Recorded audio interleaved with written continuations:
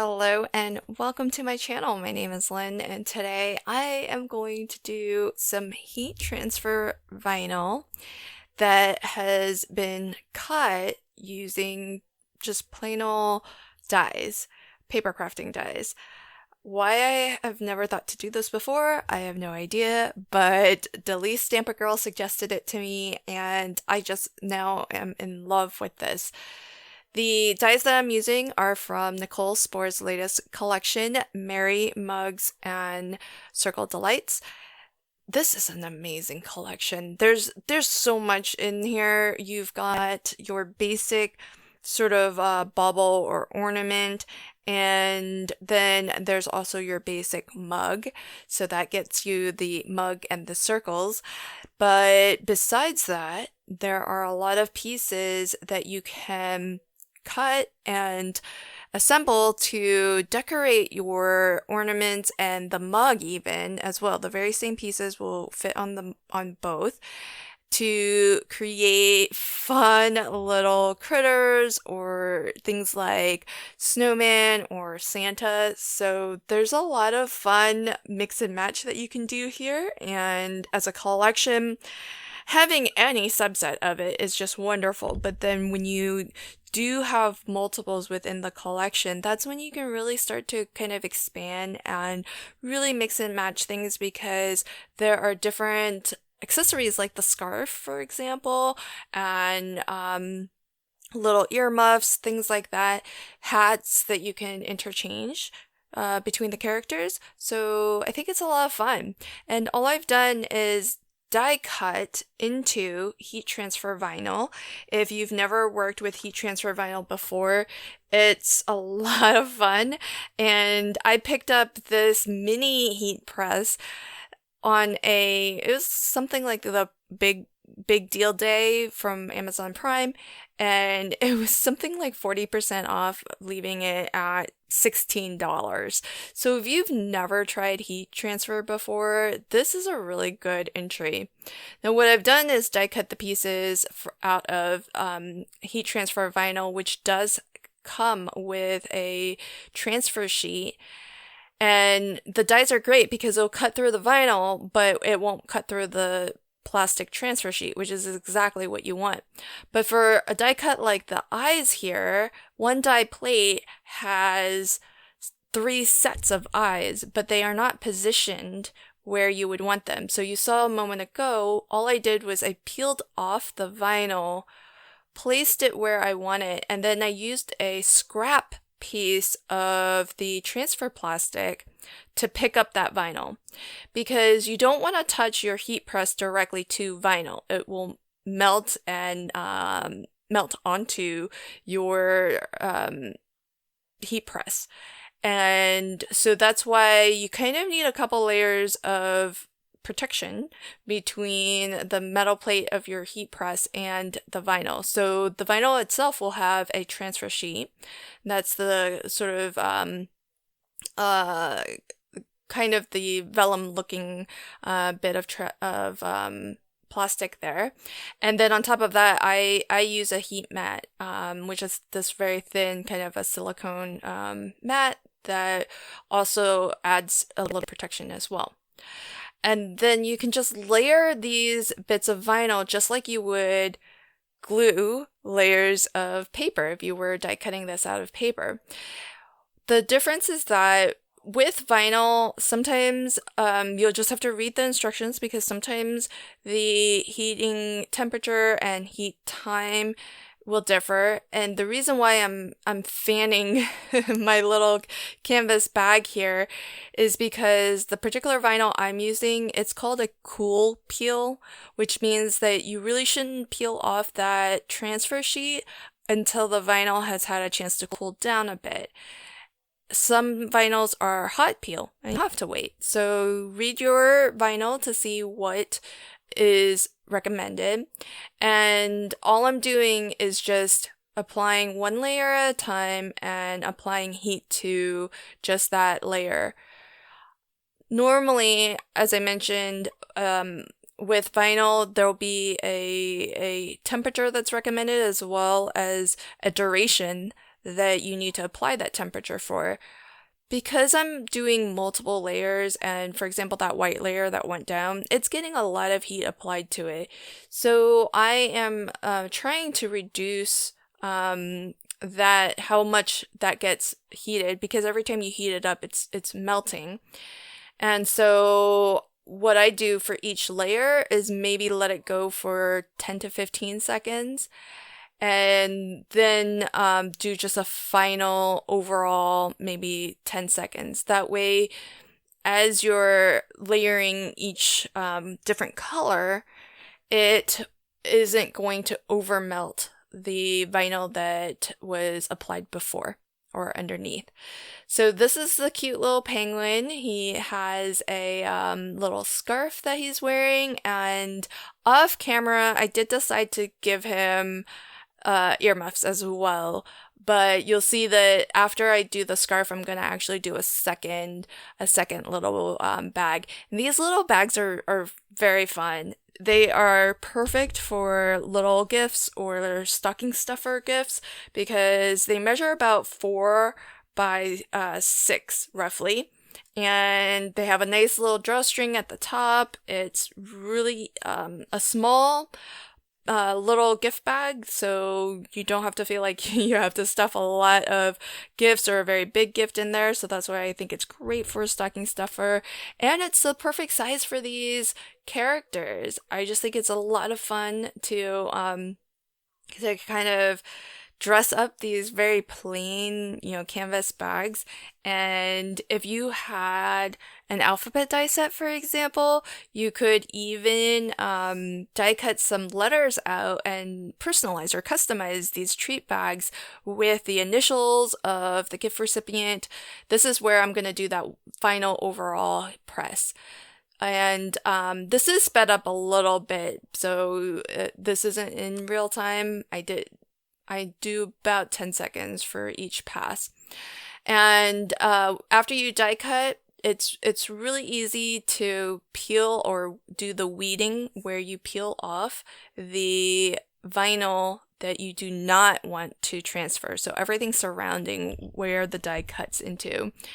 And so you just want to make sure to peel off any vinyl that is surrounding your actual design. And as I was saying, if you had an alphabet die set, it would be really great to customize or personalize these bags. Maybe put the initials of the person who's going to receive this gift. And it's a really fun way to, if you don't have a machine like a Cricut machine to cut designs, just use your dies, and you could pick up one of these mini heat presses. You don't have to get the large 12 by 12 or 15 by 15 versions if you don't have a large craft space for that, or you don't think that you will do large projects like a t-shirt, for example. This mini heat press is really fabulous for small projects like these. You can also get things like little cosmetic bags or little toiletry bags. You could customize those, little pencil bags, really anything that's on a small scale like this. This mini heat press would be really great for. I like to just iron out my my project first, whatever canvas you're going to apply to.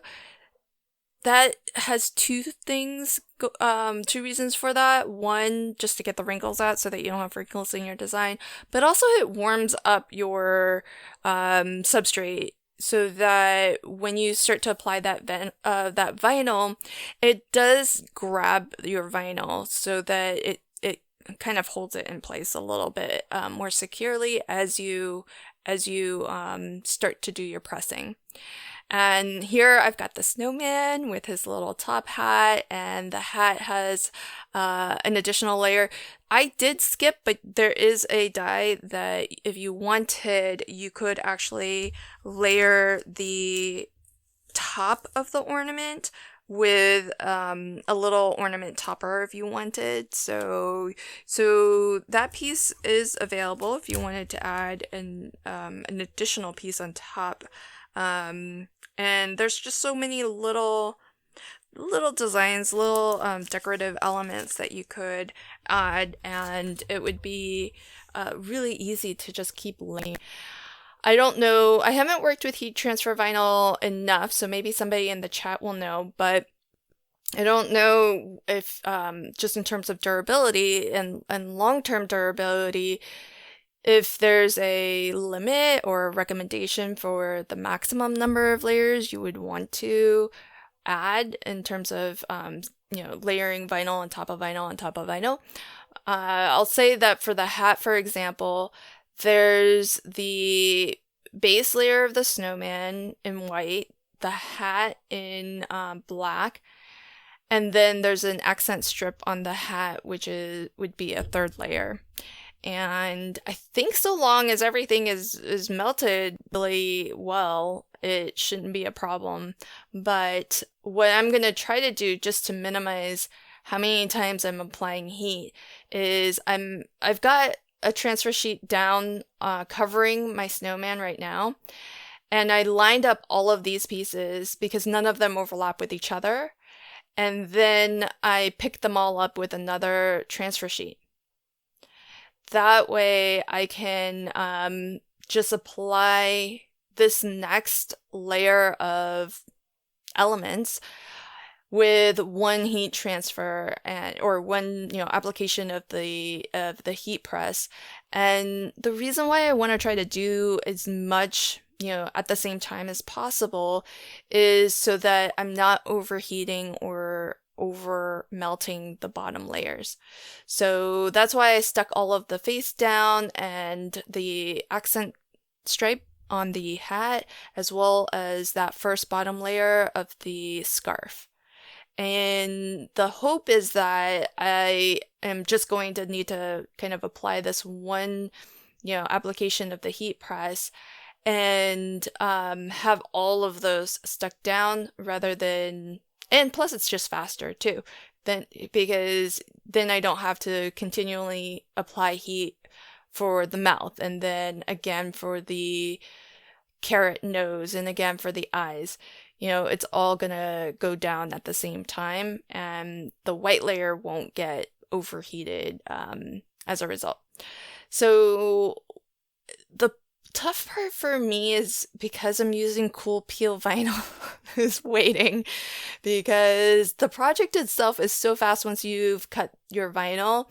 It's just waiting. It takes longer for the vinyl to cool enough to peel than it does to actually transfer it. So you can see that I haven't given it enough time where the scarf actually overlaps the canvas bag. Where it's overlapped on the other bit of vinyl, it stuck just fine. But because there's differing layers or levels of beneath that scarf portion, it was just having a hard time really making contact with the canvas. So that would be the other thing to just be aware of if you are applying a piece like this scarf that's going over multiple layers, that that you're just careful to apply heat and maybe even a little bit of pressure to make sure that it's firmly stuck down before you start peeling. And my last little layer will be the bit of the scarf that sort of the ends of the scarf. You could layer two of these up to actually represent both ends of the scarf, but I didn't want to push it in terms of the number of layers and the number of like differing levels of vinyl, because I was already having a bit of a challenge getting the part of the scarf that goes around the neck, having that well secured down. So I didn't want to add too many more layers on top of that if that wasn't securely stuck down initially. So, this is such a fun, easy project. I do want to do some of the other critters, but I think I'm going to shop for some more heat transfer vinyl because some of the other critters are, it would be better if I had colors like browns and tans that are better for the critters. A lot of the colors I have are very primary colors. So the snowman and the penguin, I just happen to have colors that I think are well suited for those.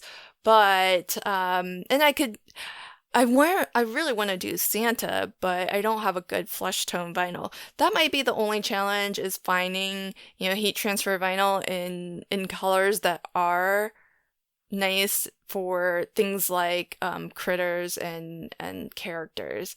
But here's a final look at both of my projects. So here's the snowman, and everything's well stuck down. And I don't think this is something that you're gonna need to put through the wash, but certainly you could. It's well secured and melted into the canvas. And then here is the penguin, which I did mention. I went back and I did add some earmuffs to him. So he's got a pair of earmuffs on along with his little scarf there. So really, really fun, very quick project to do, and super, super easy. Definitely recommend getting one of these little mini heat presses if you've ever wanted to try to do heat transfer vinyl projects, because look for a sale. I picked this one up for $16, so it will, I'm sure, go down to that at some point. If you're not in a rush, I think full price might be closer to something like $40. But I'm having a blast with it. I'm actually have been using this more than I've been using my big heat press machine. I hope that you liked my project today. Thanks for stopping by. I'll leave links to everything in the description box below in case you want to check any of these supplies out. And until next time, happy crafting and have a fabulous day. Bye.